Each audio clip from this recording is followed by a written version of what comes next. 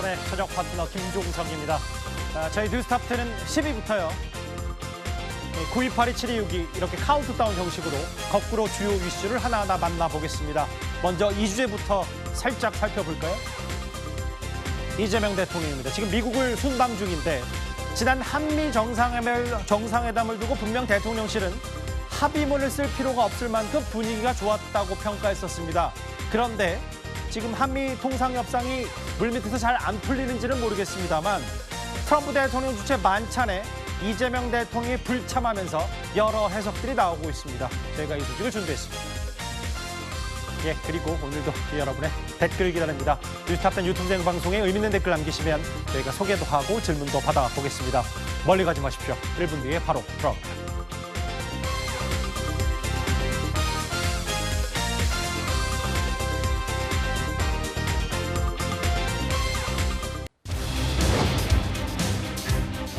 배우 황정음 씨입니다. 과거에 황정음 씨가 회사 돈 대략 42억 원 넘는 돈을 횡령한 혐의로 얼마 전에 검찰이 3년형을 구형했었습니다. 오늘 재판부의 판단이 나왔는데요. 일단 법정을 나오는 황정음 씨의 모습과 그의 목소리부터 먼저 만나보고 와서 관련 얘기를 나눠보도록 하겠습니다. 재판 끝났는데 그동안 재판이 좀 되게 진행이 됐었잖아요. 이제 다 마무리가 돼서 저희 지금 1심 판결입니다만 판결이 나왔는데 소감이 어떠신지 간략하게 말씀해 주시죠. 심력 끼쳐드려서 죄송합니다. 오늘 법정에서 판결 나오고 눈물도 좀 흘리시고 그러는데 어떤 생각이 드셨길래 눈물을 흘리셨는지. 그냥 눈물이 나왔어요. 너무 경찰서 가본 적이 없었는데 제가 이런 데 오니까. 경찰서 가본 적도 없는데 이런 데 오니까 눈물이 났다라고 법정을 나오면서 얘기했습니다. 일단 혐의와 재판부의 판단부터 살펴볼까요? 강전혜 변호사님. 네.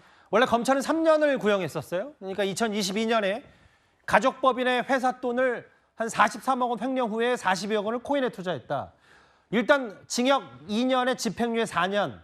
이 선고를 좀 하나하나 좀 따져봐야 될 것 같아요. 그렇죠. 황정음 씨가 말하자면 개인 돈과 법인 돈은 따로 있다라는 것에 대한 그 생각을 못했다라고 지금 이야기를 하고 있습니다. 예. 이 법인 같은 경우에는요, 황정음 씨가 지분을 100% 가지고 있거든요. 가족회사로 본인 기획사라고 보시면 될 것 같은데 이 법인에서 가지고 있는 돈을 임의로 써버린 것이죠. 그리고 말씀하신 것처럼 43억 원이라는 굉장히 큰 돈을 인출한 다음에 42억 원 같은 경우에는 코인에 투자를 했고 예. 1억 원은 이제 뭐 세금을 낸다라든지 이런 카드값으로 썼다라는 것이 드러났거든요. 결국에는 법인의 돈을 아무런 허락 없이 쓴 것이기 때문에 횡령죄가 인정이 된 것입니다. 검찰에서는 3년을 구형했지만 결국에는 집행유예가 나왔다라는 것, 징역 2년에 집행유예 4년이 나왔다는 것은 황정음 씨가 이 상황에 있어서 모두 다 인정을 하고 있고 반성하는 모습, 또 결국에는 법인에 43억 원을 다시 다 채워 넣었거든요. 예. 이러한 부분들이 반영된 결과라고 보입니다. 그러니까 강 변호사가 보셨을 땐 빚도 다 갚았고 예를 들면 네. 회사 돈을 그리고 본인 혐의를 다 인정했고 이런 혐의에 대해 초범이기 때문에 일단 그걸 감안해서 맞습니다. 재판부가 고려해서 징역 이전에 집행유예 4년 선고가 나왔다. 근데 이런 것 같아요. 홍정성 기자님. 결국 대중을 상대하는 이제 배우였고 황정음 씨가 이제 이혼 여러 과정 이후에 이제 재기를 또 모색하는 와중에 이런 구설에 휘말렸기 때문에 근데 본인이 애초에도 미숙한 판단이었다고 했고 오늘 카메라 앞에 섰을 때도 경찰서 근처도 가본 적 없고 선거 결과를 듣고 눈물이 나왔다라는 건 혐의를 다 인정하긴 했지만 본인이 무지해서 이랬다라는 취지의 말을 하고 있는 것 같거든요. 맞습니다. 사실 이제 황정음 씨가 인생에서 지금 아마 지금까지 살아온 것 중에 가장 힘든 시기일지도 모르겠습니다. 걸그룹 슈가 출신으로도 큰 사랑 받았고 어느 가수들이 그렇게 배우로 전향해서 크게 사랑받고 드라마 주연까지 하고 이런 영광을 다 누리진 않습니다. 근데 황정음 씨 상당히 탄탄대로였고 굉장히 이제 결혼해서 아이도 낳고 잘 살았는데 최근에 이제 이혼이라는 게 사회적으로 부정적인 일은 아니라고 할지라도 너무나도 개인적으로 힘겨운 일일 텐데 그런 이혼도 했고 그런데 이런 지금 재판정까지 서게 되고 집행유예지만 이렇게 선고를 받게 됐습니다. 예. 그런데 이제 이 부분에서 오늘 한 얘기 중에 이게 있어요. 열심히 살아오느라고 세무관계 쪽을 잘 몰랐다 하면서 이제 눈물을 흘렸는데 예. 반성한 것도 좋고 전액 변제한 것도 좋고 초범인 것도 다 양형에 가면 이제 가만히 됐을 텐데요. 예. 전 안타까운 부분은 개인적으로 이겁니다. 바쁘게 살아오느라고 세무관계, 사실 이게 세무관계 문제가 아니고 횡령의 문제였고 또 하나는 판결문에도 있지만 43억 6천만 원 중에 42억이 이런 가상화폐 투자라면 1억 6천이 국세, 지방세 납부 그리고 1억 원 안팎의 개인 고가 품목 그 이제 매입이라는 그런 내용이 판결문에 있어요. 그렇다면 회사 돈으로 명품을 샀다. 그렇죠. 예. 그런 고가 품목이란 고가의 개인 품목이라는 표현이 있습니다. 이런 부분 사실 이거를 결국은 다 대중이 알게 돼 있는데 네. 이렇게 눈물 흘리는 아쉬움 본인에 대한 그런 건 알겠지만 바빠서 세무 이런 식으로 본질이 아닌 것으로 이렇게 호도하는 부분은 나중에 또 문제가 될 수 있습니다. 그래서 이렇게 전에 깔끔하게 변제한 것처럼 그냥 죄송하다 반성하고 있다 정도면 더 좋았지 않았을까 제 개인적 생각입니다. 홍종성 기자께서도 연예계 취재를 오래 하셨으니까 뭐 이런 이번에 집행유예 선고와는 좀 별개로 황정음 씨의 연예계 복귀는 좀 다소 시일이 걸릴 수밖에 없을 것 같아요. 그렇게 보면. 그러나 이제 말씀드린 것처럼 황정음 씨가 진짜 노래도 잘했고 연기도 잘했고 대중의 사랑이 커요. 그런데 이 부분에 있어서 대중이 저는 어떻게 받아들여 주시느냐가 이제 관건일 텐데 예. 사실 지금 전에 깔끔히 변제했고 타인에게 이것도 판결문에 써 있지만 타인에게 손해를 끼친 부분이 없어요. 그렇다 보니까 요즘 또 공식적인 채널이 아니어도 개인 채널 이런 부분들을 통해서 본인의 진심을 잘 전달하고 예. 또 본인의 어떤 연기든 노래든 이런 부분을 계속해서 대중에게 선보인다면 저는 또 그게 그렇게 힘들진 않을 것이다 이런 생각이 들고 예. 또 이렇게 어려운 일을 겪을 때는 또 대중이 의외로 응원의 힘을 보내주시거든요. 지금 여러 가지 개인사와 겹쳐 있기 때문에 저는 응원의 소리도 곧 커질 수 있다고 생각합니다. 42억 횡령 혐의 집행유예 선고에 눈물을 보인 황정음 씨의 오늘 현장 화면, 선고 화면까지 하나하나 만나봤습니다. 오늘 좀 여러 굵직한 눈에 띄는 연예계 소식들이 10위와 9위에 나란히 자리를 했습니다. 이제 8위로 가보겠습니다. 이제 자세히 보시면요. 이제부터 볼 텐데 저게 무슨 목록입니다. 서울의 한복판 번화가 중에 한 곳인 홍대 일대에 이 화장실들을 누군가가 화장실 비밀번호 목록을 공유했던 리스트가 온라인상에서 확산되면서 여러 말들이 많습니다. 저 목록이요? 홍대 큰 길 어디 화장실의 비밀번호는 뭐다. 그런데 눈치채셨겠지만 저 목록을 만든 곳이 우리나라가 아닙니다. 최진봉 교수님. 저게 대만입니다. 타이완이라는데 어떻게 대만에 홍대 화장실 비밀번호 목록이 퍼지게 된 거예요? 왜냐하면 사실은 이제 그 대만에 있는 분들이 많이 우리나라 오시잖아요. 그렇죠. 그러면 이제 우리나라 와서 화장실을 찾아야 되는데 대만에 있는 SNS에 관광으로 왔던 분들이 어느 뭐 카페든 아니면 식당이든 가서 화장실을 이용한 비밀번호가 있잖아요. 왜냐하면 비밀번호 자체는 사실 그 가게를 이용하는 분들을 위해서 만들어 놓은 거 아니겠습니까? 그렇죠. 그걸 공개를 한 거예요. 그러니까 누구나 예를 들면 가게나 카페를 이용하지 않더라도 마치 지도처럼 어느 곳에 가서 어느 가게 옆에 화장실 가면 이 번호 누르면 열려요. 예. 라고 하면서 사실은 이게 이제 그 운영하는 분들이 상당히 좀 뭐랄까요 불편할 수 있는 부분이지 않겠습니까? 예. 왜냐하면 공용 화장실이나 지하철 화장실처럼 일반인이 다 쓸 수 있는 화장실이 존재하고 있음에도 불구하고 저렇게 자국에서 뭐 제가 볼 때는 좋아요를 받기 위한 방법이 될 수도 있을 것 같고요. 또는 뭐 본인의 영향력을 행사하기 위해서 저런 행동을 한다고 저는 보여지는데 예. 대만 사람들에게 홍대 근처에 어느 가게 어느 화장실에 가면 이 비밀번호 누르면 된다라고 적어놓은 게 문제가 되고 논란이 되고 있는 상황입니다. 외국 여행 가보신 분들은 뭐 대체적으로 아시겠지만 사실은 우리나라가 비교적 그 공용 화장실도 많고 그 화장실 이제 용변 보는 곳도 열려 있는 곳도 많은데 아예 뭐 유럽은 돈 내고 하거나 뭐 철저하게 닫혀 있고 폐쇄적인 부분이 많죠. 이게 저희가 한번 취재를 해보니까 100m 가도 공용 화장실인데 굳이 또 특정 상점 화장실을 이용한다. 게다가 아주 그 일부 관광객이겠죠. 문이 열리지 않으면 글쎄요, 제가 이건 읽지 않겠습니다. 뭐 이런 말도 안 되는 행동들을 일부 관광객이 벌인다는데 그래서 그런지 모르겠는데 네. 저게 이렇게 대만에 노출이 다 됐잖아요. 퍼졌어요. 그래서 저 상점들도 다시 비밀번호를 바꿀 수밖에 없고 이런 또 글쎄요. 마냥 해프닝이라 볼 수 없는 상황까지 홍대 근처에서 벌어진 것 같아요. 그렇죠. 우리 채널A에서 취재한 바에 따르면 홍대에 있는 상점 한 4군데 정도 지금 비밀번호가 노출된 곳을 가보니까 예. 비밀번호를 다 바꿔놨다라는 것입니다. 그런데 그 점원들이 하는 이야기가 지금 영상에 나온 것 같은 이야기를 하는 거예요. 예. 이게 문이 안 열리니까 관광객들이 삑삑삑삑 누르다가 안 열렸을 때 그 앞에다가 변을 보고 가는 것이 일주일에 서너 번 정도씩 된다는 것입니다. 예.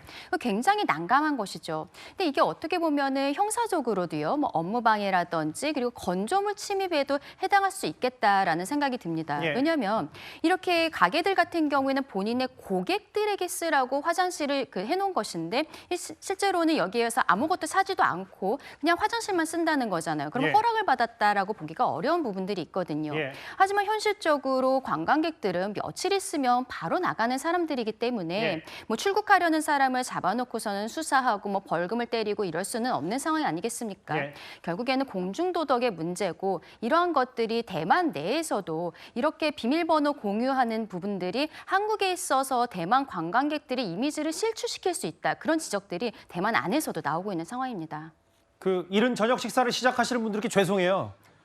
근데 중요한 문제고 이 해외로까지 이게 비밀번호가 번졌다면 이제 단순히 무슨 뭐 여행 꿀팁 뭐 이런 수준이 아니라 이게 화장실 청소나 이런 화장실 관리의 비용도 일부 상점들이 지불하면서 내면서 하는 거기 때문에 이게 단순히 저렇게 올렸다라고 해서 그런가 보다 할 문제는 아닌 것 같아요. 8위였습니다. 뭐 법적인 제재는 없다고 하더라도 또 홍대 일그 상점 연합이 또 발칵 뒤집힌 8위 얘기 만나봤습니다. 앞서는 이제 대만 얘기였다면 이제 미국으로 잠깐 가보겠습니다. 트럼프 대통령 부부의 모습이 나왔어요. 어제 저희가 짚어봤던 마치 거짓말처럼 트럼프 대통령이 이 뉴욕 유엔 본부에 에스컬레이터를 타기 직전에 갑자기 멈췄던 이 해프닝을 해프닝으로 보지 않고 고의적인 음모 아니냐 본인을 의혹 제기로 보고 있는 것 같습니다. 일단 화면을 만나보겠습니다. And I don't mind making this speech without a teleprompter because the teleprompter is not working. All I got from the United Nations was an escalator that on the way up stopped right in the middle. Are you going to push Zelensky for peace, President Trump?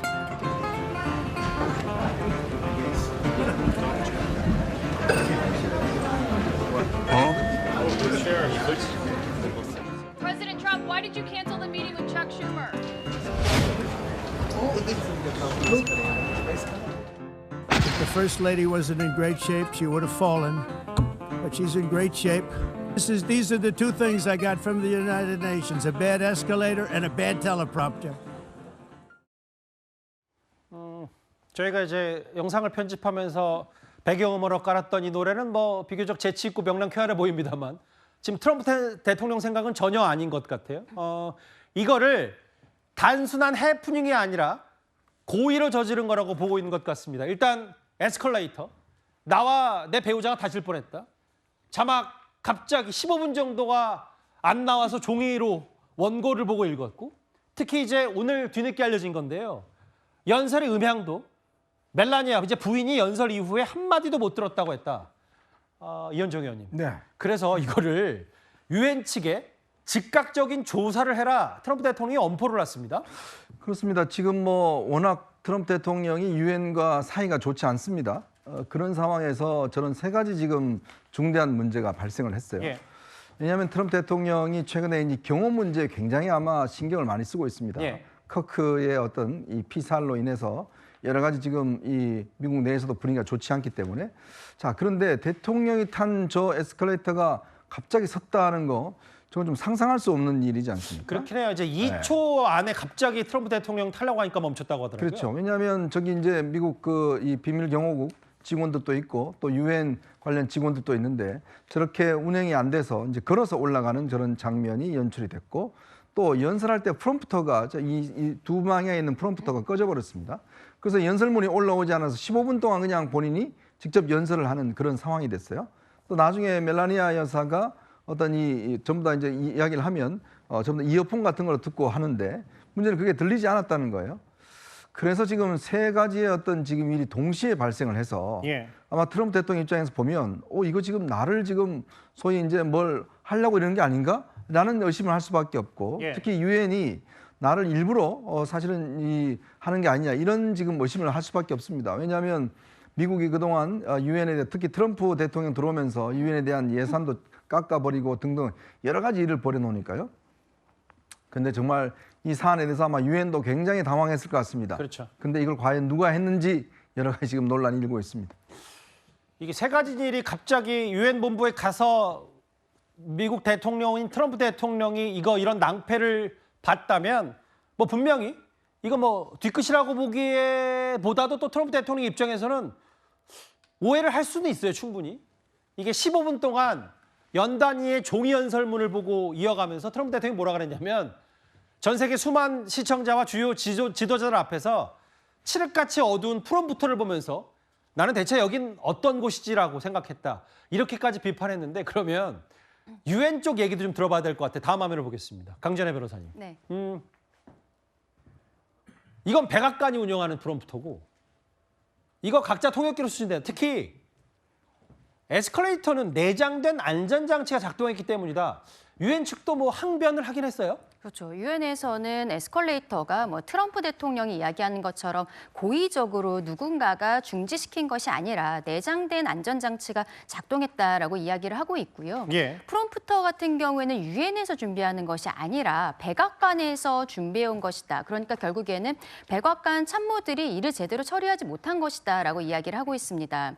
그리고 마지막으로는 멜라니아 여사가 하나도 이야기를 듣지 못했다라고 이야기한 부분은 멜라니아 여사에게는 어떠한 통역기가 없었다라는 것이죠. 참석자들은 스피커가 아니라 각자 통역기로 수신을 했기 때문에 스피커에 문제가 있었던 것이 아니다라고 지금 유엔에서는 이야기를 하고 있습니다. 다만 이 상황이 굉장히 좀 독특한 상황인 것은 맞기 때문에 미국에서도 비밀경호국 측에서 지금 이 상황을 조사를 하고 있다라고 합니다. 근데 저렇게 이제 15분 동안 프롬프터 없이 연설 자막기 없이 트럼프 대통령이 1시간 가까이 나중에는 이제 프롬프터가 켜졌지만 그 얘기를 했다. 다음 화면을 볼게요. 근데 이제 어제 저런 뭐 트럼프 대통령은 고의적인 거라고 보고 있지만 해프닝 아닌 해프닝이 있었던 그 자리에서 아예 유엔 총회에서 유엔을 때리는 트럼프. 유엔이 하는 일이라고는 공허한 말뿐이고 그거로는 전쟁을 해결할 수 없다. 실제로 이런 얘기를 했기 때문에 최전봉 교수님. 트럼프 대통령은 사실 의회가 승인했던 유엔 지원금도 취소시킨 사례가 있거든요. 그렇습니다. 2024년도부터 그래서 2024년도에 회비라고 그러죠. 유엔 이제 그 국들이 유엔에 참여하고 있는 나라들이 각각 회비를 내고 있는데 그중에 이제 미국이 상당히 많은 금액을 내고 있습니다. 이 금액을 아예 취소해 버렸어요. 그리고 2025년도 예산의 의회가 10억 달러 이게 바로 유엔에 내는 회비 플러스 그다음에 평화 유지 활동을 위한 기금인데 이걸 의회가 승인했는데 이번 이 사안 때문에 그 지원금도 취소하겠다. 라고 지금 밝히고 있는 상황입니다. 유엔 입장에서 상당히 큰 부담이 될 겁니다. 왜냐하면 미국이나 트럼프 대통령이 지원하는 금액이 전체 금액에서 차지하는 비용이 크기 때문에 그 부분이 만약 들어오지 않는다면 활동에 상당히 제약을 받을 수밖에 없거든요. 그래서 트럼프 대통령이 이런 이제 본인이 생각할 때는 이런 세 가지 해프닝이라고 볼 수도 있지만 이게 본인에게는 의도적으로 했다고 지금 인식을 하고 있기 때문에 거기에 대한 어떤 뭐랄까요 보복이라는 표현까지 좀 쓰기 그렇습니다만 어쨌든 반발의 의미로 10억 달러 의회가 승인한 금액마저도 취소시켰습니다. 1조 가까이 그 정도 되는 넘게를 거죠. 이제 유엔 사실 미국 자국에 있는 뉴욕 한복판에 있는 유엔 본부에 대한 얘기. 유엔 총회에서 유엔을 때린 메시지도 있지만 실제로 저 에스컬레이터 멈춤 음모론까지 제기하면서 엄포를 놓은 트럼프 대통령 얘기. 어제 오늘 해외 외신 해외 뉴스 중에 꽤 큰 비중을 차지했습니다. 저희가 준비한 7위였습니다. 이제 국내 정치권 소식으로 들어와 볼 차례입니다. 이재명 정부의 초대 통일부 장관, 바로 정동영 장관입니다. 어제 이재명 대통령이 방금 전 주제에서 짚어봤던 저 유엔 총회 자리에서 이른바 END, 엔드 구상을 밝혔습니다. 그런데 일부에서는 이거 사실상 북한의 비핵화가 멀어진 것 아니냐라는 해석도 동시에 나왔죠. 근데 좀 더 내밀하게 짚어볼 건요. 대통령실의 위성락 실장과 통일부 정동영 장관이 엇박자를 내고 있습니다. 저는 이제 두 개의 국가론에 대해서도 독일의 사례를 볼 때는 어떤 측면에서는 통일에 접근할 수 있는 방법과 절차가 오히려 더 용이하다고 하면은 좀 말이 좀 어폐가 있겠습니다만은 오히려 객관적으로 갈 수가 있는 분위기가 조성되지 않을까 그렇게 생각을 합니다. 굉장히 정확한 지적이십니다. 결국 두 개 국가의 그 제도화와 그것에서 파생된 교류 협력의 성과가 통일로 이어졌다고 하는 점에서 볼 때 우리가 그 교훈으로 받아들일 필요가 있습니다. 또 남북한은 사실상 유엔에 가입한 두 국가이고 국제법적으로도 그렇고 현실적으로도 두 국가로 존재합니다. 적대적 두 국가를 평화적 두 국가로 바꾸면 이재명 정부의 크나큰 성과가 되리라고 생각합니다. 국회에서도 얘기했던 정동영 장관이 핵심은 이겁니다. 이현종 의원님, 저 화면을 같이 보실까요? 어제 정동영 장관이 먼저 남북은 국제법 정치적으로 두 국가다라고 얘기를 했고 곧바로 위성락 안보실장이 통일 전까지는 잠정적 특수관계고 이 말을 인정하지 않는다라고 얘기했거든요. 근데 오늘 다시 한번 정동영 장관이 재차 남북은 사실상 두 국가다 이런 주장을 굳혔습니다. 어떻게 받아들이세요? 자, 정동영 장관은 그냥 일개 의원이 아니고 지금 통일부 장관이지 않습니까? 그렇다면 우리나라 지금 헌법이 있습니다. 헌법 같은 경우는 우리가 대한민국의 이 북한 같은 경우는 국가로 인정하고 있지 않죠. 한반도를 우리 다 영토로서 인정하고 있습니다. 또 국가보안법도 마찬가지고요. 관련 법령들이 다 그렇게 하고 있는 상황인데, 그러니까 정동영 장관이 취임하면서부터 계속 이 두 국가론을 지금 사실상 이야기를 하고 있습니다. 김정은 위원장이 먼저 이야기를 했죠. 이제 남과 북은 더 이상 통일이라는 이야기 하지 말고 지금 북한은 통일이라는 이야기를 다 지워버렸습니다. 그래서 두 국가론을 이야기를 하고 있는데 거기에 사실상 같은 이야기를 지금 하고 있는 거 아니겠습니까? 그렇지만 또 대통령 입장, 즉 대통령실의 안보실장 입장에서 보면 이 헌법에 어긋나는 이야기를 할 수가 없는 것이거든요. 자, 그렇기 때문에 지금 이제 위성락 실장 같은 경우는 지금 그건 아니다. 우리는 지금 북한을 특수관계로 인정하고 있다라는 이야기를 하는데 소위 이것이 정부 내에 있는 자주파와 동맹파의 어떤 아주 상반된 입장의 어떤 표명이 아닌가라는 지적이 나오고 있습니다. 결국 위성락 이 실장을 중심으로 하는 이 동맹파와 정동영 장관을 중심으로 하는 이제 이 자주파 간의 어떤 첨예한 북한에 대한 어떤 관점의 차이, 이걸 노정하고 있는 것 아닌가라는 지적이 나오고 있습니다.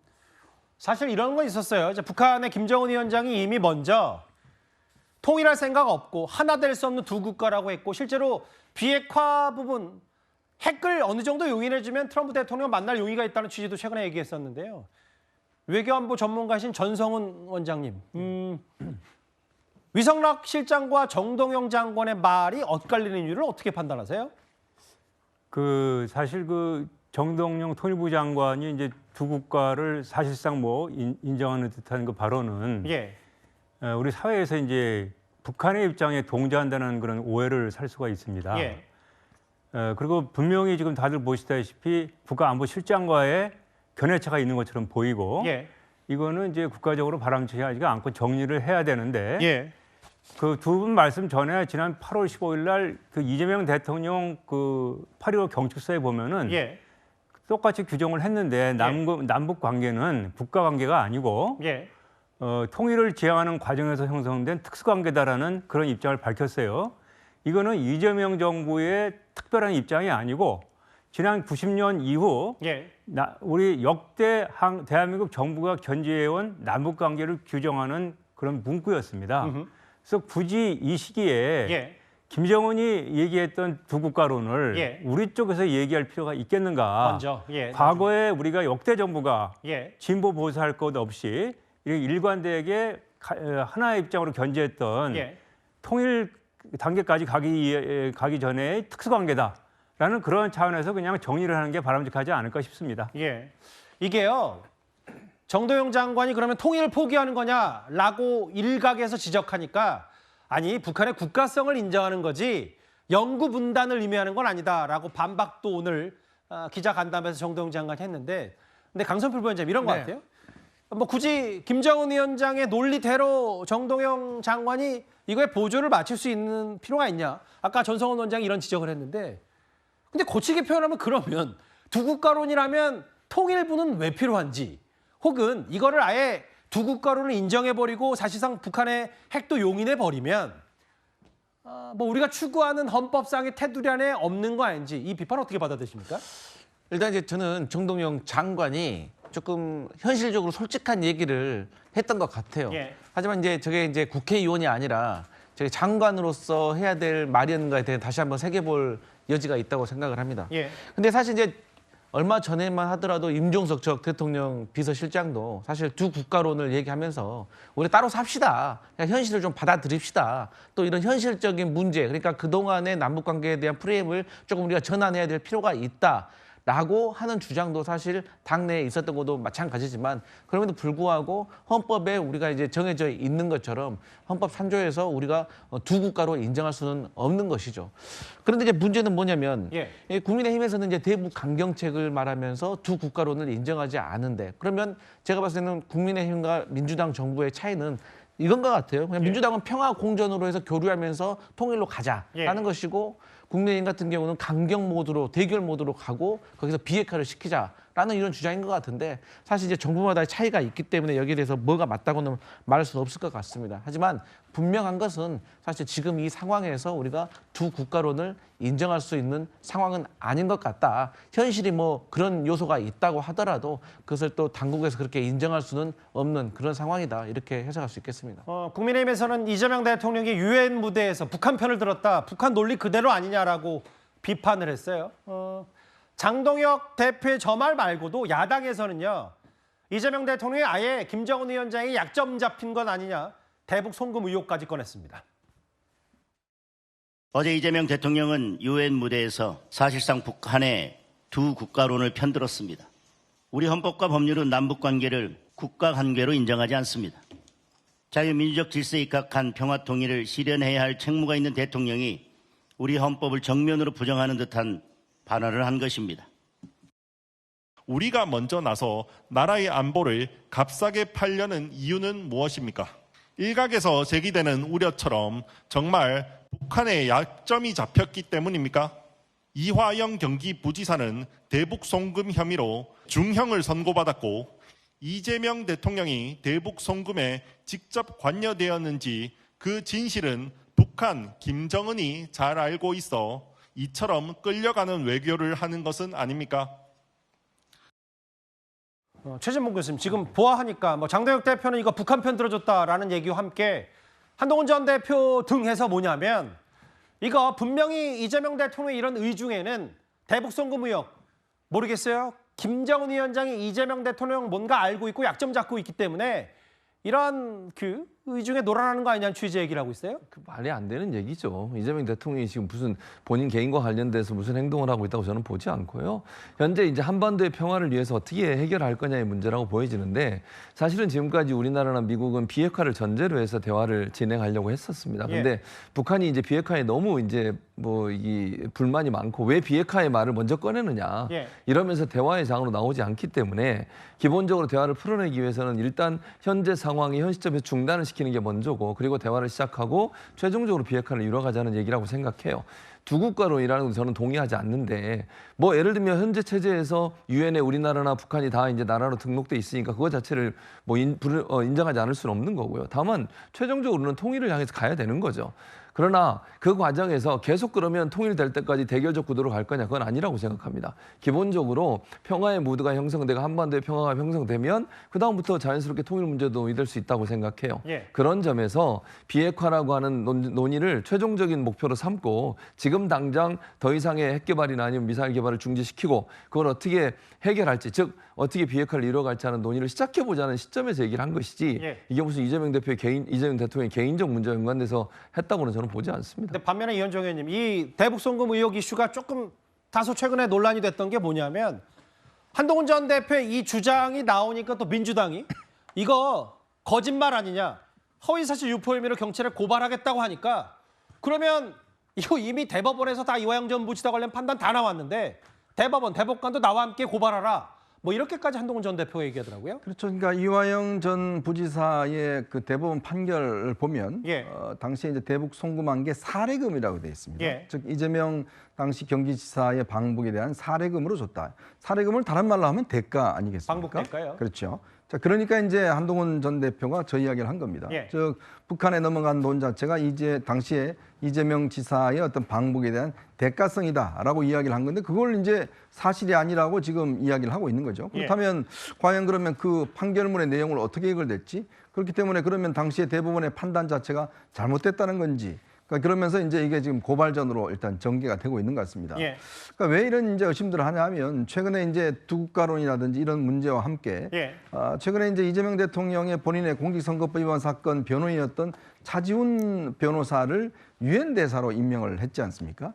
자, 아무런 외교적인 어떤 경험도 없는 사람을 갑자기 왜 유엔 대사로 보냈을까라는 데 대한 이제 궁금증과 의문들 뭐 이런 것들이 같이 있으면서 결국 또 최근에 이 대북 송금 사건에 대해서 이제 이화영 전 부지사나 또 박상영 검사에 대한 감찰이라든지 등등 여러 술파티 의혹을 그렇죠. 다시 여러 가지 어떤 것들이 이제 복합이 되면서 이재명 대통령이 하나의 중요한 사법 리스크인 이 대북 송금 사건을 사실상 어떤 형해화하기 위해서 이런 것들을 하고 있는 게 아닌가라는 어떤 의심들이 있는 것 같습니다. 알겠습니다.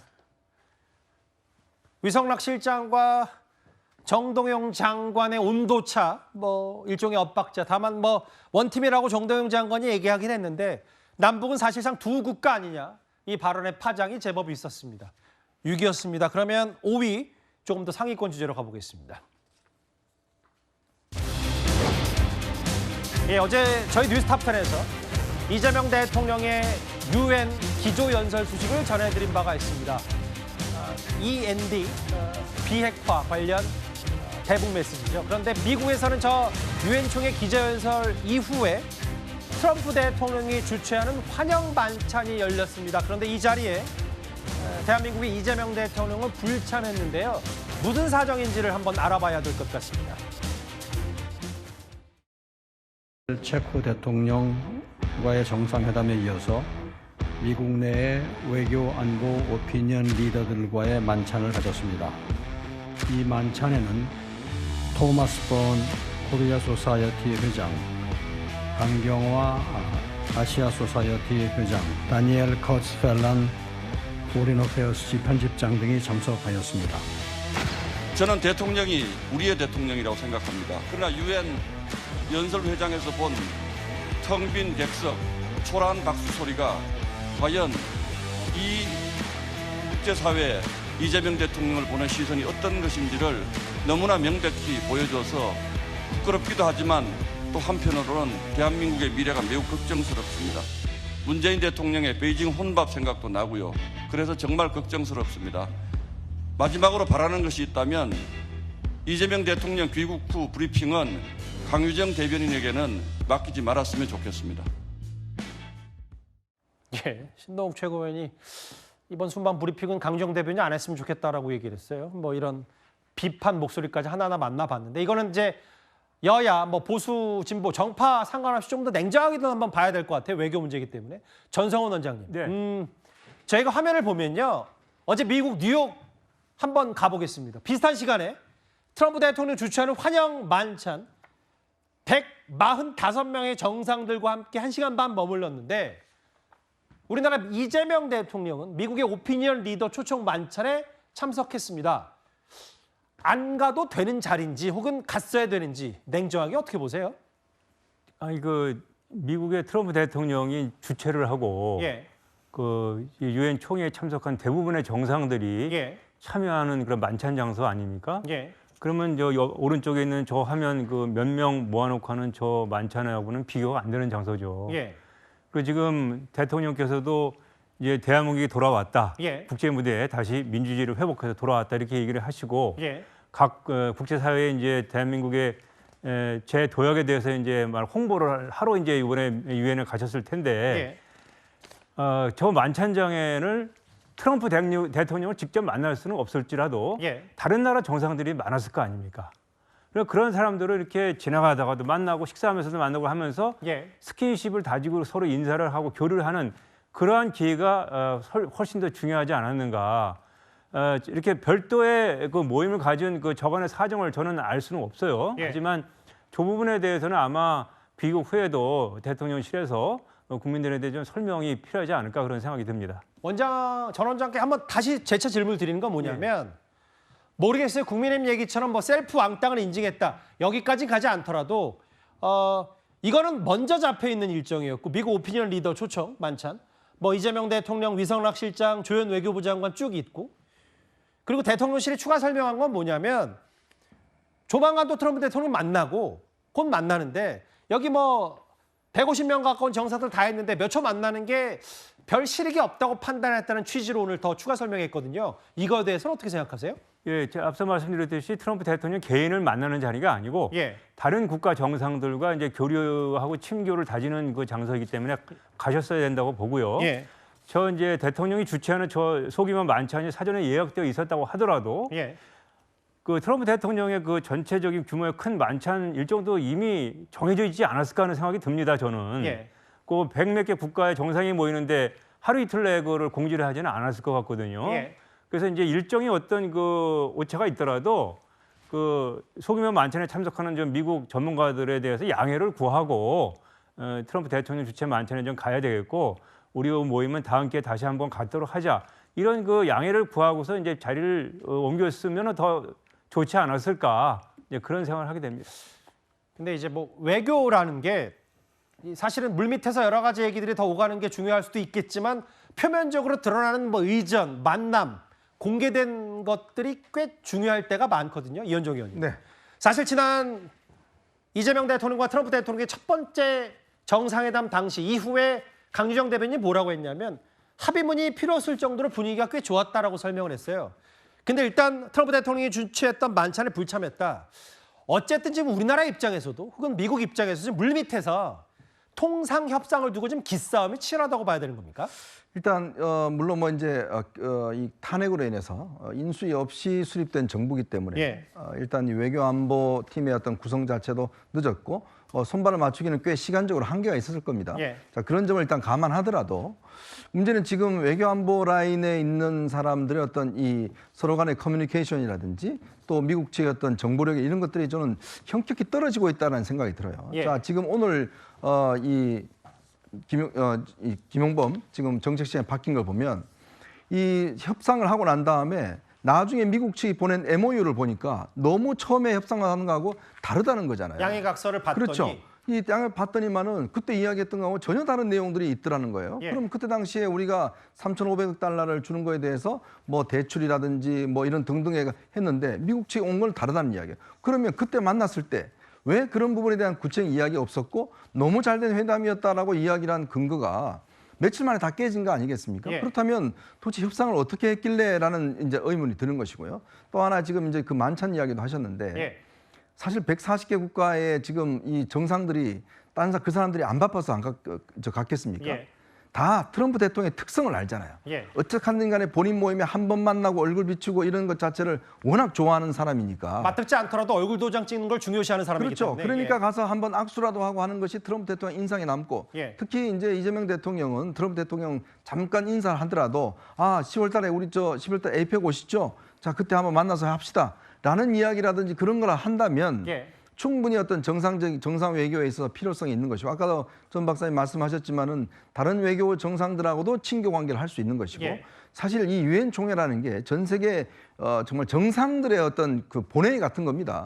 그 외교장이고 자 그런 상황을 충분히 10분 활용해야 되고 더군다나 이번에 이재명 대통령은 이 안보리 상임위원회 지금 이 회장국으로 이 회의를 주도하는 의장국으로 간 거 아니겠어요? 진행도 했어요, 이재명 대통령. 네, 의장국으로 간 거 아니겠습니까? 그렇다면 그런 것들을 좀 활발할 수 있는 거를 사실 참모진에서 미리 생각하고 판단했어야 되는데 지금 주미대사도 없습니다. 지금 강경화 지금 저 후보자는 아직 결정이 안 됐고 자 그러다 보니 미국 내 사정 그다음에 차지훈 지금 유엔 대사 이번에 임명되지 얼마 안 돼요. 이분 또 전혀 외교를 모르는 분이에요. 물론 차석 대사가 가서 또 보완을 한다고 그렇죠. 하는데요. 급히 갔기 때문에 아마 준비가 이게 늦췄을 텐데 문제는 이런 중요한 외교의 장에 이런 어떤 외교적인 어떤 참모들의 저는 역량이나 정보력이 꽤 떨어지고 있는 게 아닌가라는 그런 의문을 제기합니다. 최진봉 교수님, 그리고 오늘 중앙일보가 보도한 내용이 뭐냐면 이렇게 트럼프 대통령 주최 만찬에 이재명 대통령 불참한 건 말고도 멜라니아 여사가 이제 트럼프 대통령이 유엔 기조연설할 때 이 자리를 했는데 봤더니 또 여기가 리퍼블릭 오브 코리아, 그러니까 우리나라 대한민국 김혜경 여사가 앉을 수도 있었던 자리 아니냐. 생각보다 훨씬 친목과 외교의 자리가 될 수 있었는데 김혜경 여사도 다른 일정이 있었냐. 이걸 두고 또 여러 얘기들, 뭐 뒷말도 있어요?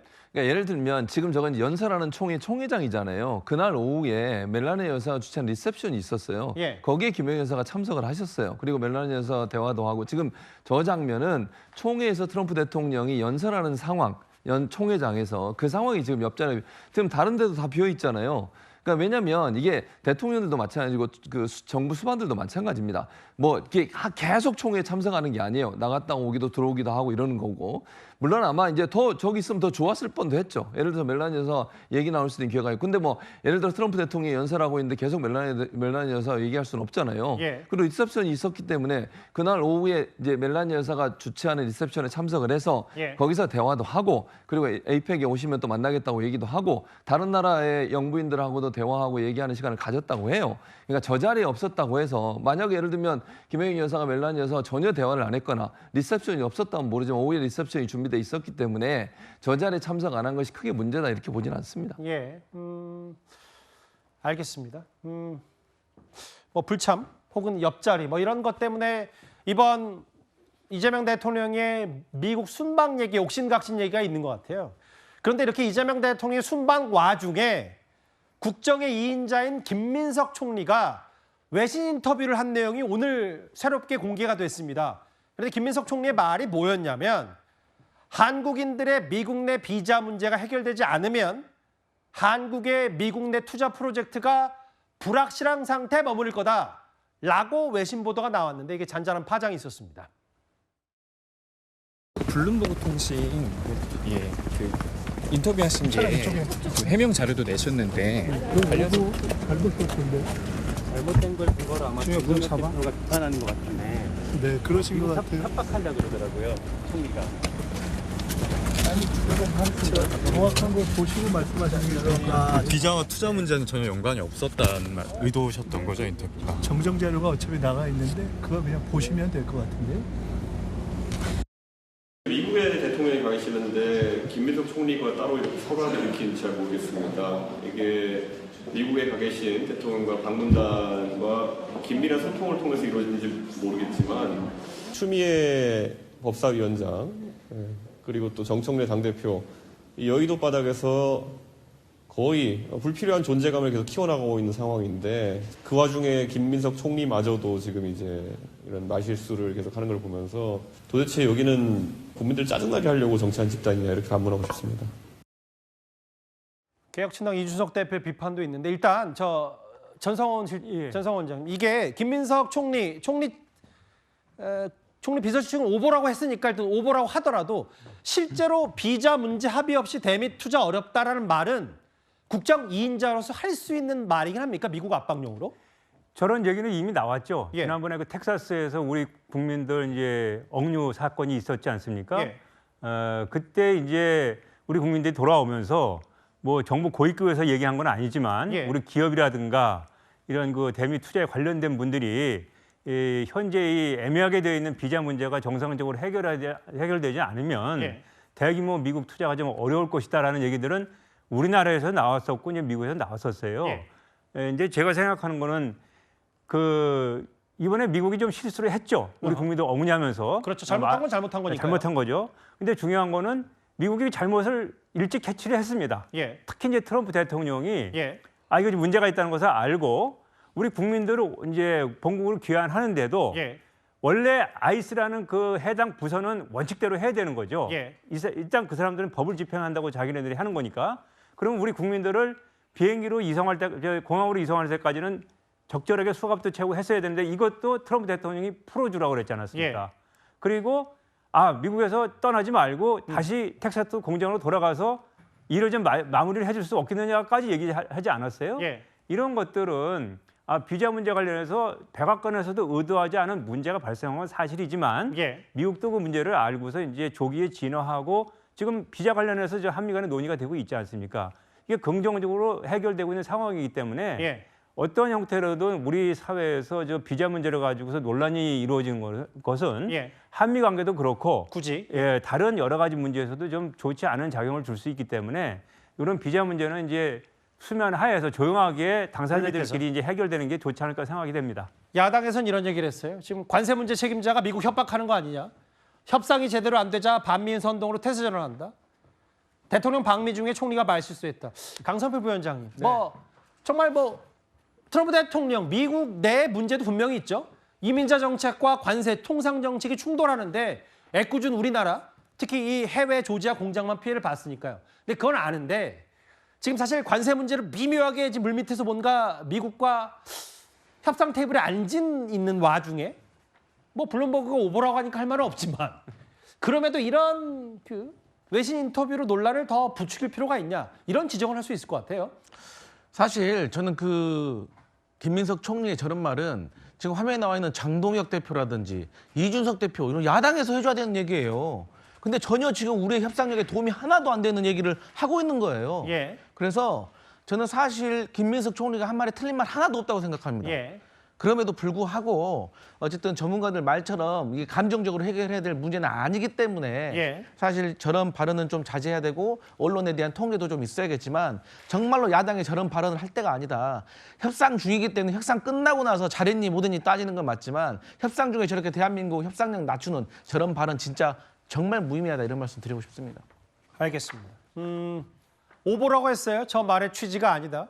화면 한번 다시 띄워주시겠어요? 왜냐하면 총리 측의 얘기를 한번 다시는 짚어봐야 될 것 같아서. 감사합니다. 그러니까 투자 유보 의미 발언한 게 아니고 이 대미 3,500억 달러 투자는 무관하다는 게 이후 입장이었습니다. 5위까지 짚어봤어요. 6위, 5위는 지금 첨예하게 맞붙고 있는 한미 외교안보 이슈였습니다. 다음 주에 가보겠습니다. 이제는 얼굴을 보면 조금씩 익숙해지실 수도 있습니다. 바로 이재명 대통령의 최측근인 김현지 총무비서관입니다.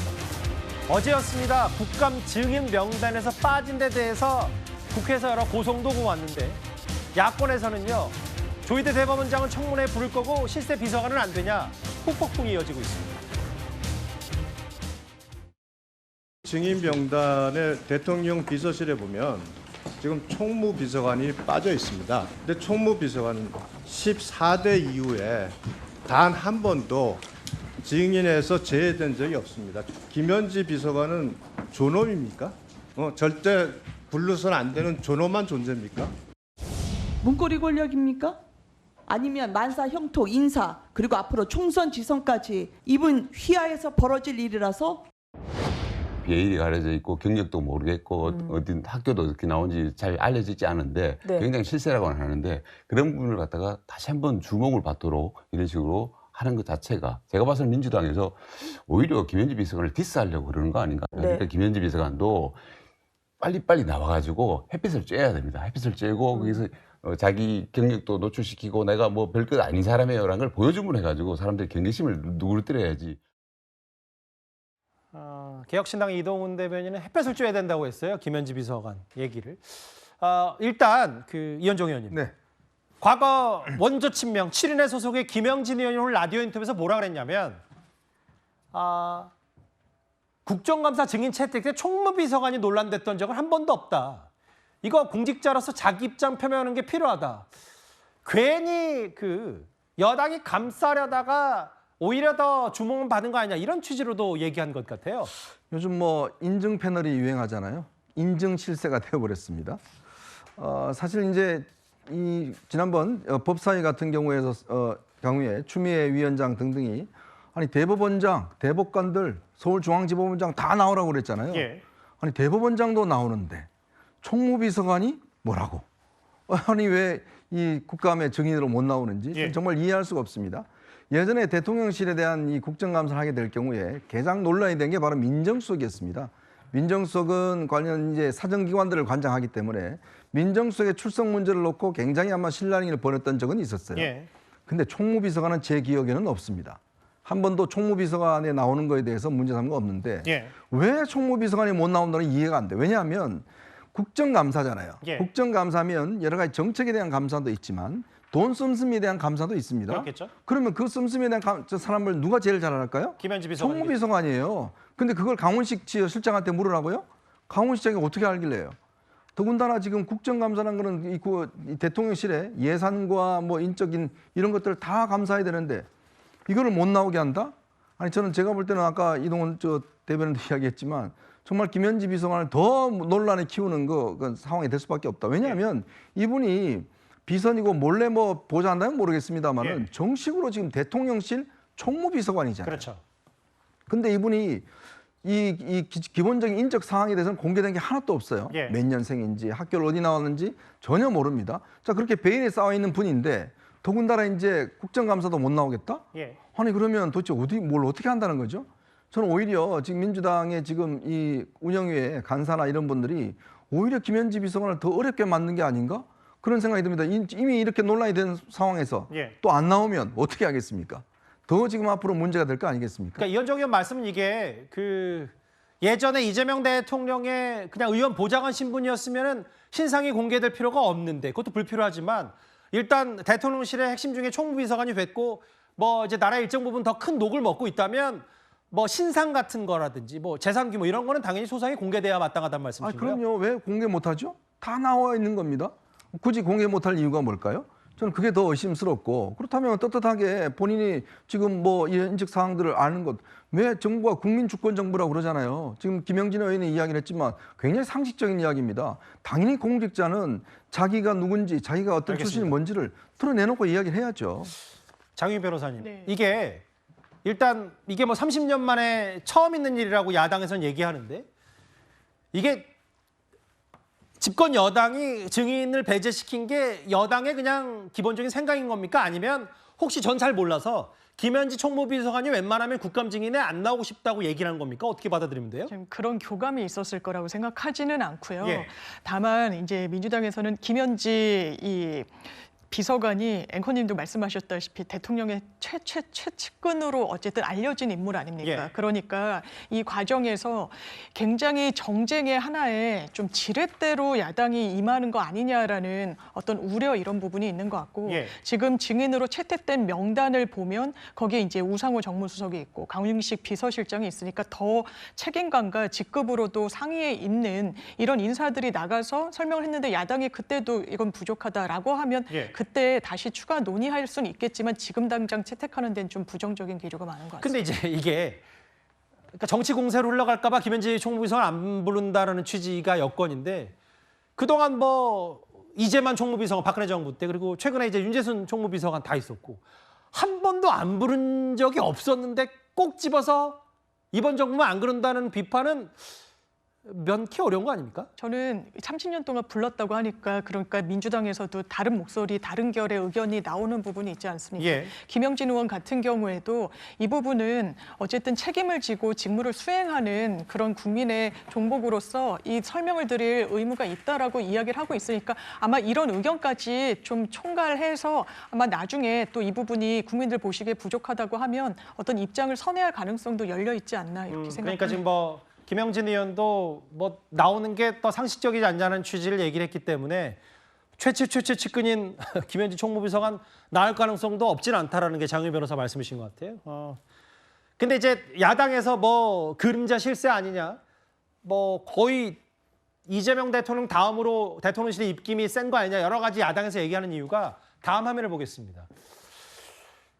정영진 변호사님, 이게 이 논란이 아마 최초로 촉발된 것 같아요.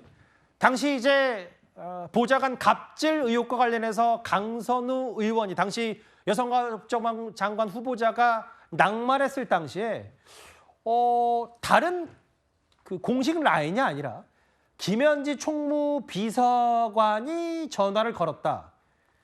이 보도에 대해서 사실과 다르다고 부인을 했는데 실제로 이런 것 때문에 여러 설왕설래가 있는 것 같아요.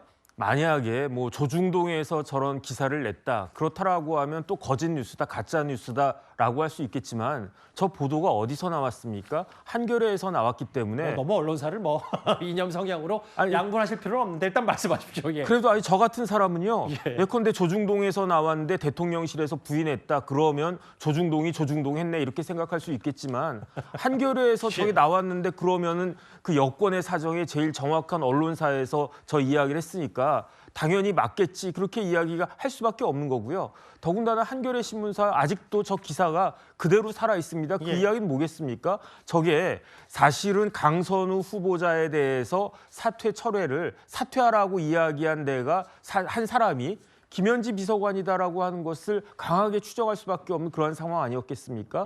그런데 만약에 강선우 비서관이 대통령 비서실에 무슨 뭐 부대변인이나 한 그런 정도 직위에 가려고 했다가 무리가 생겨가지고 그래서 사퇴할 수밖에 없었다. 강선우 의원이 그랬다라고 하면은 뭐 총무비서관이 그 정도 이야기할 수 있지라고 생각할 수 있겠는데. 그게 아니고 일국의 장관 국무위원에 대해서 어떻게 일개 총무비서관은 차관도 아니고 1급 아니겠습니까? 1급 비서관이 장관급 인사 관련해가지고 이래라 저래라 이야기했다라고 하는 게 누가 봐도 부적절하고 그러니까 비서관이라고 하는 그 타이틀을 넘어서 더 강력한 파워가 있는 것이 아닌가 그렇게 의심받을 수밖에 없는데 그런데 이번에는 강훈식 비서실장은 나오겠는데 그 김현지 비서관은 못 나오겠다라고 하니까 그런 의혹이 더 증폭되는 것이 아닌가 왜 이렇게 논란을 키우는가 이해가 되지가 않습니다. 알겠습니다. 어제 오늘 김현지 총무비서관의 증인 배제 얘기가 꽤 화두가 됐습니다. 저희가 준비한 4위였어요. 야당의 공세. 앞서 야권은 아니 조희대 대법원장은 부르는데 김현지 총무비서관이 뭐라고 못 부르냐라는 취지의 얘기를 했었는데 또 다른 인물 조희대 대법원장 얘기를 해보겠습니다. 여권의 총공세를 받고 있는 대법원장입니다. 아예 이성윤 의원인가요, 민주당? 탄핵 마일리지가 쌓여가고 있다. 조희대 대법원장이 신이냐? 뭐 이런 표현까지 썼었는데 오늘 조희대 대법원장이 신임 법관들 앞에서 이런 말을 했습니다. 직접 한번 들어보겠습니다. 법의 공포와 집행에 있어서는 백성들에게 충분히 알리셨고 공법 시행을 앞두고서는 전국적으로 민심을 수렴하여 백성들의 뜻을 반영하고자 노력하셨습니다. 우리 헌법은 재판의 독립을 천명하고 법관의 신분을 보장하고 있습니다. 이는 오직 독립된 재판을 통해서만 사법부에 주어진 헌법적 사명을 온전히 수행하고 국민의 기본권을 충실히 보장할 수 있다는 굳은 믿음과 역사적 경험에 기초한 것입니다.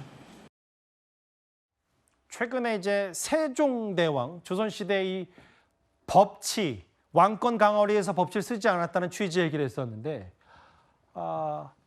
정혁진 변호사님, 물론 당연히 원론적인 얘기고 맞는 얘기죠. 헌법은 재판 독립을 천명하고 법관의 신분을 보장한다. 그리고 신임 법관들에게 흔들지 말라라고 했는데 지금 시국이 시국인지라 조희대 대법원장 메시지가 간단치는 않게 들려요. 아니 저게 다 헌법에 나와 있는 거고요. 그다음에 원칙적인 이야기 아니겠습니까? 그런데 대법원장이 그 헌법에 나와 있는 법에 나와 있는 그런 원칙적인 이야기를 했는데 이게 이렇게까지 뉴스가 되어야 되는가? 그거는 무엇을 의미하냐면요. 지금 우리 사회가 그만큼 왜곡되어 있다 그 이야기 아니었겠습니까? 지금 어떻게 이성윤 의원이 이게 대탄핵이 어떤 항공사 공짜 그 좌석을 갖다가 주는 그러한 겁니까? 어떻게 그것도 검찰의 최고위직을 지냈던 분이 국회의원 돼가지고 다른 사람도 아닌 대법원장에 대해서 탄핵 운운하면서 마일리지 이야기를 하는가? 그러니까 그 마일리지 이야기하고 대법원장 이야기가 서로 결합돼가지고 원칙적인 이야기를 해도 그것이 뉴스가 될 만큼 대한민국 사회가 원칙과 한참 벗어나 있는 그러한 모습을 보여주시는 것이 아닌가 그런 생각이 듭니다. 이런 것 같아요. 일련의 조희대 대법원장의 메시지는 재판 독립, 세종대왕의 법치, 법관 신분 흔들리지 말라, 재판 독립. 다음 화면을 볼게요. 최진봉 교수님. 근데 이런 걸 두고도 얼마 전에 추미애 법사위원장이 뭐라 그랬냐면 뭐 마치 어떻게 대법원장이 지금 세종을 운운하냐라는 얘기를 했고 탄핵 마일리지가 쌓아간다. 사퇴 안 하면 당연히 탄핵이다. 지금 할 수 있는 최대치 압박을 다 하고 있는데 조희대 대법원장은 되레 더 뭐 원론적인 얘기를 했지만 흔들림 없이 가고 있는 것 같아요. 뭐 조희대 대법원장 입장에서는 이제 법관들 앞에서 원칙적인 얘기를 한 거죠. 뭐 특별한 의미가 있다고 저는 보지는 않는데 민주당 의원들은 정치적인 공세를 하는 것이고요. 뭐 저는 역할을 하고 있다고 생각해요. 뭐가 맞느냐 하는 건 국민들이 판단할 문제라고 생각하고요. 그래서 뭐 당장 제가 뭐 여기서도 지난번에 얘기한 건 조희대 대법원장에 대한 탄핵이 이루어질 가능성이 낮아요. 왜냐하면 이제 탄핵을 하려면 뭔가 법률의 위반에 대한 증거들이 있어야 되잖아요. 지금까지 나온 게 없기 때문에 물론 뭐 여러 가지 지난번 뭐 2가지 사례 뭐 그 직위원 재판부의 재판 문제라든지 아니면 이재명 당시 대표에 대한 파기환송심 이런 문제는 좀 논란이 될 수는 있지만 그걸 가지고 탄핵하기 좀 어렵고요. 그래서 지금 뭐 민주당에서 얘기하는 이런 것들은 정치적 압박 수단이라고 생각해요. 의원들 입장에서 대법원장이 좀 물러나기 바라는 마음이라고 생각하는데 그렇다 하더라도 당장 조희대 대법원장이 물러날 가능성은 낮고 또 당장 민주당이 그렇다고 원내 지도부나 이런 데서 탄핵을 추진할 거다. 그건 아니라고 봅니다. 그래서 지금 상황에서는 뭐 국회에서 민주당은 정치적 공세를 하고 대법원장 원칙적으로 본인 일을 하고 그러고 있는 상황이라고 저는 최 생각해요. 교수가 보셨을 때 그럼 다음 주 화요일인가요? 30일에 오전 10시에 조희대 대법원장 안 나오고 그냥 뭐 유야무야 또 되고 그냥 그렇게 되는 거예요? 그렇게 될 가능성이 높다고 생각해요. 그러려면 단독 법사위에서 왜 추미애 법사위원장이 그걸 그렇게 열심히 밀어붙인 겁니까? 뭐 그런 그거는 얘기를. 이제 추미애 법사위원장한테 물어봐야 될 문제라고 생각을 하고요. 제가 여기 없어서 최진봉 교수께 대신 물어보는 근데 제가 이제 그걸 답변할 수 있는 위치는 아닌 것 같고. 그래서 이제 추미애 법사위원장이 그렇게 결정한 문제에 대해서는 당내에서도 여러 이제 얘기들이 있으니까 사실 조금 더 신중하게 접근할 필요가 있다는 얘기들이 있어서 그런 부분들이 너무 이제 여론의 중심이 되게 되고 그것 때문에 민주당이 여러 가지 좀 푸푸이 부는 부분들은 고민할 필요가 있다고 저는 생각해요. 그래서 지금 상황에서는 뭐 명확한 것은 조희대 대법원장이 물러나거나 아니면 탄핵이 될 가능성은 아직은 낮다 이렇게 봅니다. 일단 법원 내 2인 자격이죠. 천대현 법원행정처장이 어제 대법원장 청문회에 대해서 이런 얘기를 했습니다. 조희대 대법원장을 지금 청문하겠다 하면서 지금 대법원장을 청문회 대상으로 삼고 그리고 지금 재판하고 있는 직위원 판사를 또 청문하겠다고 청문회에 불렀습니다. 법원행정처장님, 이거 사법부의 독립을 심대하게 침해하는 것 아닙니까? 청문 대상으로 삼고 있는 부분은 결국에는 이제 전원합의 판결 재판 절차와 판결 내용에 대해서 이것을 청문 대상으로 한다는 취지로 보여지기 때문에 사법권 독립이라든지 또 재판 진행 중인 사건에 대해서는 이제 국회가 관여할 수 조사할 수 없다라는 그런 이제 국정조사감사법에 따라서 대상이 되지 않는다고 생각을 합니다.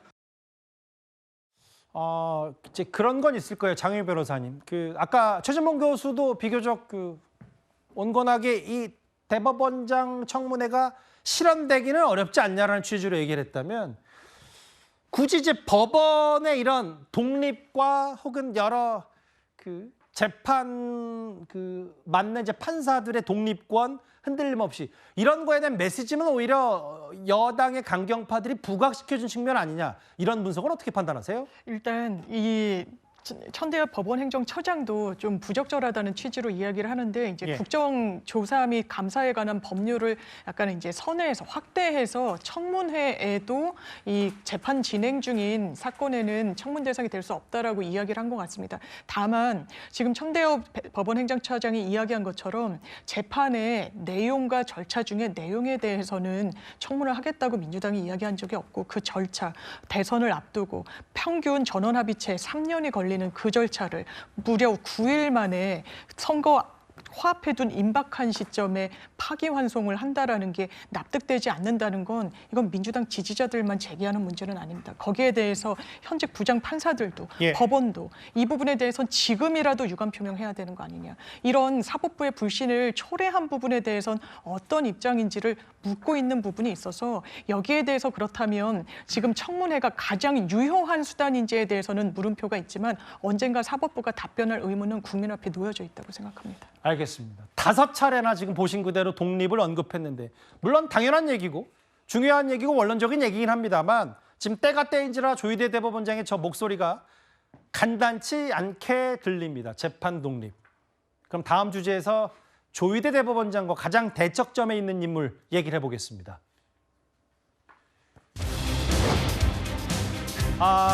이제 추미애 법사위원장 얘기를 해볼 텐데요. 저 화면 속의 주인공은 앞서도 잠깐 김현지 총무비서관의 증인 배제에 대해서 쓴소리를 한 바로 민주당의 원조 친명 김영진 의원입니다. 그런데 김영진 의원이 같은 당 추미애 위원장, 추미애 법사위원장을 가리켜서 애들로서 비판하는 얘기가 있습니다. 먼저 화면부터 만나보고 관련 얘기 좀 나눠보도록 하겠습니다. 장관의 말을 겸허히 들으면 좋게 지나갈 일을 세상 지휘랍시고 해가지고 일을 더 꼬이게 만들었어요. 말란다는 검찰총장 두고 일을 해본 적도 없고. 검찰총장은 법무부 장관의 부하가 아닙니다. 특정 사건에서 총장을 배제할 수 있는 권한이 과연 있냐? 정말 비상식적이라고 저는 생각합니다. 세종대왕께서는 법을 왕권 강화를 위한 통치 수단이 아니라 백성들의 삶의 질을 향상시키고 조희대 대법원장 대선 개입 의혹 관련 긴급 현안 청문회 실시 계획서 채택의 건. 자, 반대하는 위원님은 손을 들어주시기 바랍니다.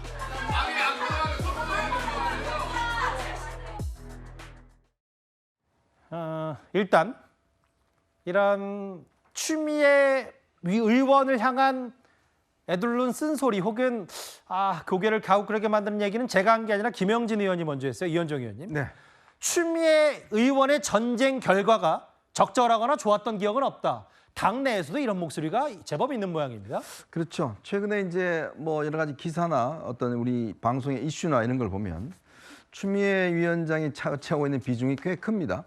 보통 이때쯤 되면 사실은 대통령이나 대통령실이 어떤 이슈를 주도해 나가는 이제 그러한 모습들이 이제 보여지는데 참 이번에 특징적인 건 뭐냐면 이 민주당 같은 경우는 지금 정청래 그다음에 이제 추미애 이 두 분이 사실은 이슈 메이커가 되고 있어요. 자, 그러다 보니 대통령이 뭘 하고 좀 잘 할 수 있는 이런 상황인데도 추미애 장관이 법사위에서 또 난리치는 이런 모습들 보여주면서 특히 이 법사위 같은 경우는 저는 문제는 지금 결국은 나경원 의원을 지금 간사로 인정하지 않는 거 사실 이것 때문에 지금 계속 지금 비롯된 거 아니겠습니까? 근데 이거 간사하는 거 인정해 주는 거 그게 뭐가 문제가 되죠? 왜 못하는 건지 이해가 잘 안 돼요. 충분히 해서 뭐 간사라는 게 그쪽 반장 아닙니까? 자, 그걸 지금 못하겠다는 것인데 문제는 결국 이제 추미애 전 위원장의 어떤 정책 사심이 껴 있는 게 아닌가라는 그런 의문이 있습니다. 바로 이제 김영진 의원이 지적한 게 원조 친명이죠. 자, 지금은 이재명의 시간인데 왜 자꾸 추미애 정청래 시간으로 만드느냐. 바로 그 문제를 지적하고 있는 것 같아요. 그리고 특히 중요한 지금 미국 순방 중에 이런 일이 벌어지면 대통령이 뭐 지금 여야 대표를 뭐 만나서 뭔가 한번 잘 해보려고 하는데 갑자기 뭐 협상 깨지고 뭐 하는 것들. 그다음에 대통령이 지금 외국 가서 뭔가 외교를 하고 있는데 저렇게 법사위에서 저런 한 문제라든지 자 이런 것들 보면 결국은 지금 뭔가 대통령의 당의 장악력이나 이슈의 주도권이나 이게 지금 전혀 없어져 간다는 측면이거든요. 그런 면은 결국은 추미애 지금 위원장이 결국은 지금 당내에서도 나오는 이야기가 내년 지방선거를 겨냥해서 본인의 존재감을 키우려고 하는 게 아니냐. 즉 정청래 대표의 모델을 따라가고 있는 게 아니냐는 것이죠. 그러니까 그러다 보니 예전에 뭐 역사적으로 보면 추미애 위원장이 이제 당시 법무부 장관일 때 윤석열 대통령과 아주 각을 지면서 결국 윤석열 대통령을 대권 후보로 만들어줬지 않습니까? 자, 그러면서 또 지금도 마찬가지죠. 조희대 대법원장과 각을 지면서 오히려 조희대 대법원장이 굉장히 돋보일 수 있는 그런 상황을 만들어줘 버렸어요. 자, 그런 상황에서 지금 이제 이 모습들을 수습해 나가야 되는데 문제는 지금 제가 알기로는 아마 추미애 위원장이 그렇게 당 대표나 대통령실의 어떤 컨트롤이나 이런 이야기를 잘 안 듣는다고 그래요. 자, 그러다 보니 이런 갈등 자체가 또 추미애 장관이 예전에 그런 별명이 있었죠. 보수의 어머니라는 이야기가 있었지 않습니까? 옛날에 비꼬 와서 이제 보수의 어머니라고 뭐 일부 조롱하는 시각도 있었어요. 상대방 진영이 오히려 더 키워준다라는 게 있었는데 자칫 자신의 정치적 욕심 때문에 지금 조희대 대법원장이나 이런 것들 더 키워줄 수 있는 게 아닌가라는 그런 우려가 이거는 야당이 아니라 민주당 내부에서 나오고 있다는 그것입니다. 장윤희 변호사님, 뭐 추미애 의원이 전쟁 벌여서 끝이 좋진 못했다라는 것 말고도 원래 김영진 의원이 진짜 하고 싶었던 얘기는 이건 것 같아요. 청문회를 약간 급발진하고 지도부 논의 없이 추미애, 김용민이 진행했다. 근데 이런 쓴소리가 당내에서 나왔는데 오늘도 정청래 대표는 아예 본인의 SNS에 아예 법사위원들 불러놓고 격려하는 모습도 있고요. 이거 당내 괜찮은 거예요. 물론 뭐 파열음이라면 파열음이고 뭐 여러 얘기도 있지만 아예 정청래 대표 얘기는 격려하는 얘기 어떻게 받아들이세요?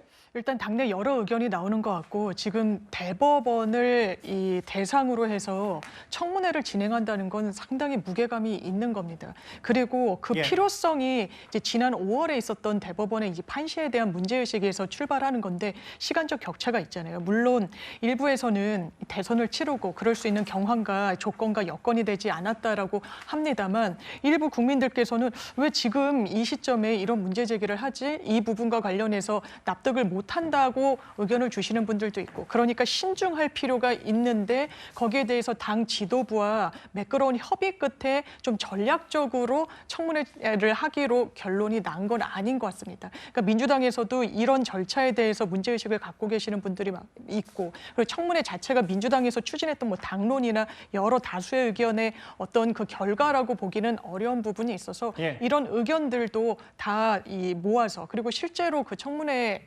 자리에는 대법원장이 나오지 않을 가능성이 훨씬 높은 것으로 전망되고 있는 상황에서 어떤 출로를 찾아 나가지 않을까 생각됩니다. 그러니까 약간의 이제 출구 전략이 있을 수도 있다. 그러니까 장혜미 변호사 말씀은 오늘 원조 친명인 김영진 의원이 MBC 라디오 인터뷰가 그냥 단순히 개인의 의견이 아니라 뭔가 그 내부에서도 어쨌든 뭐 이게 뭐 역할 분담도 있고 교통 정리도 있고 뭐 국합 배드캅처럼 친명 협상파의 목소리를 좀 더 반영하겠다고 공개적으로 얘기한 고도의 전략일 수도 있는 거네, 그러면? 뭐 그럴 수도 있는데 일단 김영진 의원 자체가 본인의 정치적 체급이 상당하기 때문에 이 부분과 관련해서 개인적 의견이라고 하더라도 그 묵직한 무게감은 있는 것 같습니다. 그런데요, 이제 지금은 민주당 사람은 아닙니다만 이낙연 전 총리가 추미애 의원을 가리켜서 이런 말을 했습니다.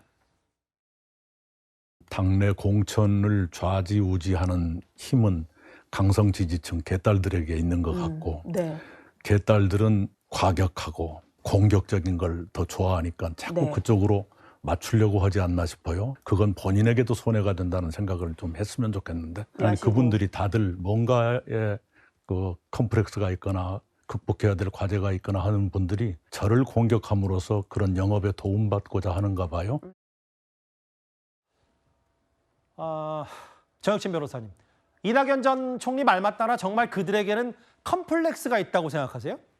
글쎄요, 저는 지금은 이낙연 전 총리, 전 대표는 사실 민주당하고는 어느 정도 거리가 있지 않습니까? 제가 살아보니까 이렇게 거리를 두었을 때 훨씬 더 상황이 객관적으로 잘 보인단 말이에요. 그러니까 이낙연 전 총리가 민주당 상황을 본인의 어떻게 보면 뿌리라고 할 수 있는 민주당에 대해서 더 객관적으로 볼 수 있는 그러한 상황이 아닌가. 그렇기 때문에 이낙연 총리의 이야기에 말씀에 무게가 실리는 거 아닌가. 저는 그런 생각이 드는데 제가 봤을 때 추미애 의원한테 추미애 법사위원장한테 무슨 컴플렉스가 있겠습니까? 좋은 거 다 해보신 분 아니겠습니까? 국회의원 6선에다가 법무부 장관에다가 당대표도 했었고 국회의장만 아깝게 못하셨을 뿐인데 무슨 컴플렉스가 있겠습니까?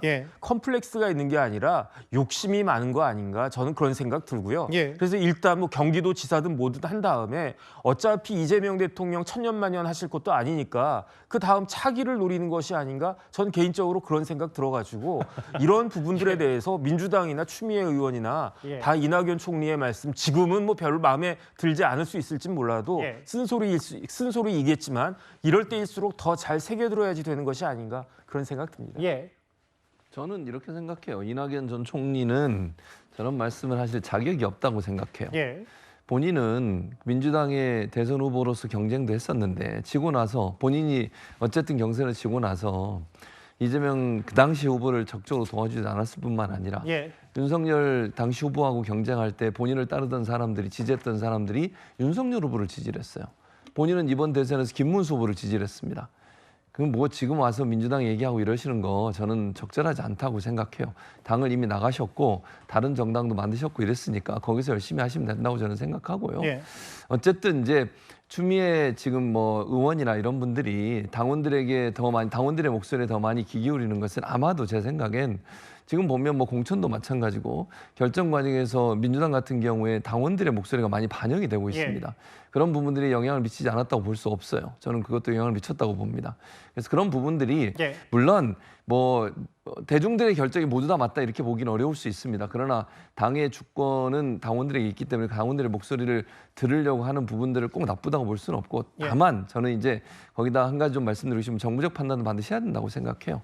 그런 부분들이 너무 이 정무적 판단이 안 들어간 상태에서 당원들의 목소리만 그대로 반영하다 보면 혹시나 정무적 판단을 잘못하는 경우가 올 수 있기 때문에 두 가지가 잘 조화되는 게 필요하지 않을까 그렇게 생각합니다. 그런데 이게 있어요. 오늘 정청래 대표가 저렇게 정확히는 어제 오늘 공개한 저 법사위 격려 방문. 저 가운데 이제 뒷모습을 보이는 서영교 의원이 있습니다. 아시는 것처럼 서영교 의원은 최근에 조희대 대법원장 청문회 동력을 삼으려 했던 이른바 녹취록 공개, 수상한 만남, 녹취 음성 파일 공개한 당사자이기도 한데요. 오늘 오후에 국회에서 기자회견을 자청해서 이런 말을 했습니다. 저는 5월 7일 이와 관련한 제보를 미리 받았고 그 제보가 어떻게 들어온 제보인지 확인했습니다. 확인했고 언더커버 그리고 신빙성 있는 고위직으로부터 전해 들은 내용이다라고 하는 것을 확인했습니다. 5월 14일 그 방송을 그 녹취를 공개하게 되면서 제가 거기서 이렇게 이야기합니다. 내가 사실인지 아닌지 확인은 되지 못했다. 그렇지만 이것은 충분히 의혹으로 제기할 수 있어서 의혹으로 제기한다 라고 법사위에서 얘기했고 이 짜고 치는 고스톱에 합리적 의심을 하지 않을 수가 없습니다. 그러니까 서영교 의원 본인은 이미 지난 5월 1일과 7일에 조희대 대법원장 관련 제보를 받았다는 거고 열린공감 TV의 의혹 제기 전에 처음으로 제보를 받았다 이 얘기입니다. 근데 때마침 또 해당 유튜브 매체에서 녹취가 나왔고 그걸 재생했다. 그래서 마치 최근에 나왔던 일부 보도에 나온 것처럼 국회에서 이미 녹취를 튼 뒤에 그 출처를 열린공감TV의 사후에 물어봤다는 건 성립되지 않는다. 이렇게 서영교 의원이 말하고 있네요. 이 해당 녹음 파일의 진위 여부 앞으로 어떻게 연락할지는 좀 봐야 되는데 서영교 의원 오늘 이렇게 반론까지 폈습니다. 2위로 짚어봤습니다. 제가 마지막으로 한 말씀 드리면 예. 서영교 의원님이 자꾸 이 언더커버 이야기 하시잖아요. 예. 누군지 굉장히 궁금하거든요. 뭐 딴 설명하지 마시고 언더커버가 누군지만 밝혀주시면 이 문제는 빨리 해결될 것 같습니다. 제보자 밝혀라. 근데 제보자 뭐 특검에 나갈 수도 있다는 취지의 얘기를 서영교 의원이 했던 것도 같은데 알겠습니다. 2위 추미애 법사위원장 관련된 당내 쓴소리 얘기였습니다. 예, 그럼 지금까지 들은 여러분들의 목소리를 만나볼까요? 첫 번째 댓글입니다. 전유성 씨 쾌차하셨으면 좋겠습니다. 제 마음도 그렇습니다. 다 인정하고 갚았으면 됐다. 인생 제대로 배웠는 황정음 씨 얘기를 좀 하셨고요. 예. 그 나라는 없고 무조건 다 정치인들 자기 정치하는 것 같다고 하셨습니다. 아니 두 국가라면서 통일부는 왜 필요했냐? 왜 통일부 장관이냐 하냐라고 하셨고요. 대법원장도 국정감사 소환이 되는데 김현지 비서관은 뭐라고 숨기냐라고 비판하셨습니다. 마지막 볼까요? 이게 마지막이었습니다. 죄송합니다. 댓글 5개 모두 감사드립니다. 이제 저희가 준비한 1위로 가볼 차례인데요. 바로 국회 본회의장 가봐야 될 것 같습니다. 국민의힘 장동혁 대표입니다. 지난 주말에는 장외투쟁을 했다면 이제 국민의힘으로서는 무제한 토론, 이제 필리버스터에 돌입할 듯합니다. 왜냐하면 여야가 본회의를 앞두고 정부 조직법 처리에 막판 협상을 벌이다가 그게 최종적으로 결렬이 됐습니다. 정부 조직법 개편안 먼저 상정하기로 했다는 게 결정된 건지. 네, 뭐 저희는 계속 그렇게 해달라고 요청하고 있습니다. 비쟁점 법안 대신에 4개 쟁점 법안을 처리하는 이유가 있습니다. 이게 시급하니까 하는 것이고 비쟁점 법안은 다 합의한 내용인데 거기에 대해서도 국민의힘이 필보를 걸겠다고 하니 부득불 정말 불가피하게 그 법안을 갖다 이번에 상정하지 못하는 겁니다. 해동은 끝난 뭐 더 이상 의미는 저희는 없다고는 생각을 합니다. 검찰청을 해체를 하고 공소청하고 중수청으로 나눠지는 부분이 가장 심각한 문제인데 지금 현재 이 순간에도 법은 통과시키는데 공소청과 중수청에 검사들이나 수사관들이 어떻게 갈지에 대한 기준조차도 지금 없다고 합니다. 이런 식으로 졸속으로 정부 조직을 개편한다고 하니 이 부분에 대해서 어느 국민이 이해가 되겠느냐. 일단 이 부분이에요. 4개 법안 우선 처리하겠다는 거니까 최장 70일 가까이 할 수 있는 필리버스터에 시동을 걸겠다, 사바옥을 하겠다는 건데 그 여러 가지 얘기 중에 근데 이제 여야의 공방과 대치보다도 민주당 내부 기류도 있습니다. 이제 자막으로 한번 만나볼까요? 그 일부 보도에 따르면 이현정 의원님, 민주당 내부에서도 정부조직법 개편안을 본회의 3시간 앞두고 뭐 금융체제, 뭐 금융위 혹은 여러 가지 것들 개편안을 또 야당과 협상하기 위해 처리하겠다. 이런 걸 두고 민주당 내에서도 반발이 있는 것 같아요. 그러니까 오늘 지금 저도 깜짝 놀랐는데 상정하기 한 3시간 전에 갑자기 한정혜 정책위 의장이 당정대가 협의했다고 그러면서 원래 하려고 했던 금융위원회 금융소비자원 만드는 거, 금융위 개편안을 다 원상태로 그냥 회복하겠다 이렇게 이야기를 했습니다. 지금 뭐 사실은 이게 금감원 직원들이 지금 꽤 오랫동안 이 정부 조직 개편 반발하고 있고, 그다음에 금융위원회의 어떤 권한, 뭐 금융 소비자원을 만든다, 뭐 복잡하게 금융위원회를 개편안을 만들었어요. 근데 이 안과 관련해서는 이미 지난번에 김병기 원내대표하고 지금 송원석 원내대표가 합의한 게 있습니다. 즉 특검을 연장하지 않는 대신에, 특검을 그냥 하는 대신에 이 법에 대해서는 지금 정무위원장하고 있는 윤한홍 의원의 협조를 얻어서 정무위원회에서 통과시켜주기로 했어요. 근데 그걸 뭐라고 했으면 야합이라고 하면서 그냥 원상태로 뒤집어 버렸잖아요. 근데 이 법은 원래 이제 정부조직법과 달리 이제 정무에 통과가 돼야 되는데 그러려면 상임위원장의 어떤 협조가 있어야 됩니다. 그렇지 않으면 그냥 패스트트랙 올려서 6개월 뒤에 바뀌어지는 거예요. 근데 이미 개편한다라고 지금 다 했고 지금 금감원 직원들은 지금 임원들 전부 다 사퇴하고 막 직원들 하고 있는데 금융권을 이렇게 6개월 동안 할 경우에는 엄청난 금융 위기가 올 수가 있습니다. 자, 그런 어떤 상황이 되나 보니까 갑작스럽게 그냥 원칙적으로 다 무효로 하고 그냥 원래대로 하겠다라고 하는 거잖아요. 그러니까 얼마나 이번에 그 조직 개편안 자체가 지금 중요한 게 검찰청 폐지, 그다음에 기재부 분리, 그다음에 방송통신위원회 지금 개편, 그다음에 이제 금융위원회 이게 지금 핵심인데 아니 갑자기 3시간 만에 상정 3시간 전에 이걸 갖다가 그냥 원인 무효로 돌려버리면 그동안 논의하고 했던 거는 뭐가 됩니까? 그러니까 얼마만큼 이번에 정부와 여당이 만들면서 일방적으로 자신들이 만들었는지 저는 저 큰 문제는 검찰청 폐지 문제라고 봐요. 이게 1년 뒤에 지금 하게 돼 있는데 이거 엄청난 형사사법 혼란이 있습니다. 과연 그거에 대한 준비가 돼 있는지 윤호중 장관도 나와서 인력들을 어떻게 배치할지 아직도 아무것도 지금 잡힌 게 없다는 거 아니겠습니까? 저는 정말 이걸 보면서 왜 이렇게 지금 급발진하는지 이해를 잘 못하겠습니다. 근데 이제 이런 부분이에요. 내부 기류를 보면요. 장혜인 변호사님. 오늘 정청래 대표 얘기는 야당의 반대로 이거 불과 3시간 전에 금융위 개편 철회가 불가피하다는데 애초부터 사실은 특검법을 파기한 것도 민주당이고 이게 야당과 협의가 안 되니까 3시간 앞두고 제외했고 민주당 내에서는 그럼 또 이거 추진했던 건 뭐가 되냐.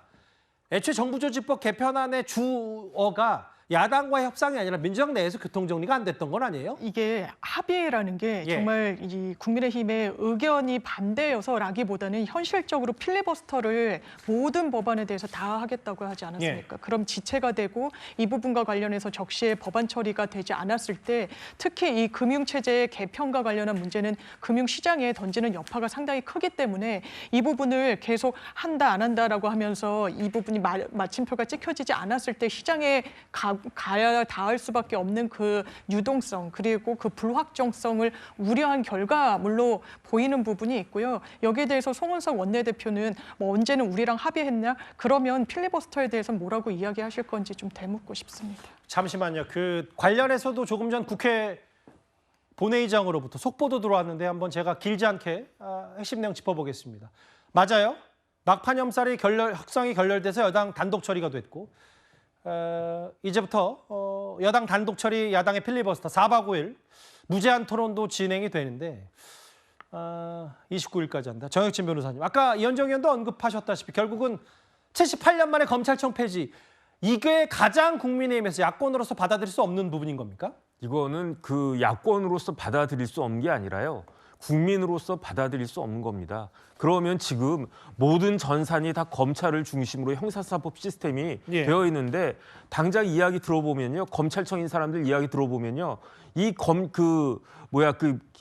그 시스템만 하더라도 이걸 어떻게 할 것인가, 얼마나 큰 혼란이 초래가 될 것인가. 그다음에 소소한 거지만 검찰청 간판만 바꾸는데 몇백억 들 거라고 그 이야기 하거든요. 이런 혼란 어떻게 할 것인가. 그러니까 지금 지난번 윤석열 정권은 의료개혁한다고 그랬다가 지금 같은 상황이 초래됐듯이 지금 이재명 정권에서는 검찰개혁한다고 하다가 우리 국민들한테 어마어마한 피해를 입히고 큰 타격을 입을 것이다. 이런 이야기가 그냥 나오는 것이 아닌데 이것을 제가 봤을 때는요. 이재명 대통령이 더 잘하실 겁니다. 왜냐하면 그 변호사 벌써 한 40년 하시지 않았습니까? 정성호 법무장관도 마찬가지일 겁니다. 그 결과를 아는데 계속 강행할 것인가 지켜보겠습니다. 검찰 개혁에 대해서 일부 동의하는 분들도 있고 아닌 분도 있지만 중요한 건 최진봉 교수님. 준비 부족. 윤호중 행안부 장관에게 야당이 이걸 했는데 뭔가 좀 교통정리도 잘 안 됐다는 느낌도 지울 수가 없고요. 그러니까 아마도 이제 저는 이렇게 생각해요. 검찰청 폐지 법안을 일단 통과시키고 대통령도 그런 얘기 했잖아요. 한 곳의 권력이 너무 집중되는, 행안부의 권력이 집중되는 문제는 해결될 문제라고 얘기를 했으니까 1년 동안 준비하는 과정에서 세부적으로 어떻게 권한을 나누고 그다음에 인력 배치를 할지를 고민할 거라고 생각합니다. 그러니까 대통령이 그건 얘기해서 일단 브레이크를 걸었다고 생각하기 때문에 검찰청 폐지만이 이번에 처음에 들어간 것이고 나머지 구체적인 변화의 내용은 일정 부분 변화가 있을 거로 생각합니다. 알겠습니다. 1위까지 짚어봤습니다. 여야의 극한 대치, 야당도 필리버스터를 시작하겠다는 태세입니다. 이어지는 뉴스에 예고하겠습니다. 앞서 저희가 잠깐 만나봤던 것처럼 78년 만에 검찰청을 폐지하는 내용의 정부 조직법 개정안이 국회 본회의에 상정됐습니다. 국민의힘과 검찰의 반발이 거센 가운데 현직 검사인 차호동 부장검사가요. 저희 스튜디오에 직접 출연해서 검찰개혁 방안에 대해서 입장을 밝힙니다. 여러분들의 많은 시청 바랍니다. 목요일 뉴스탑10 준비한 소식은 여기까지입니다. 여러분 고맙습니다.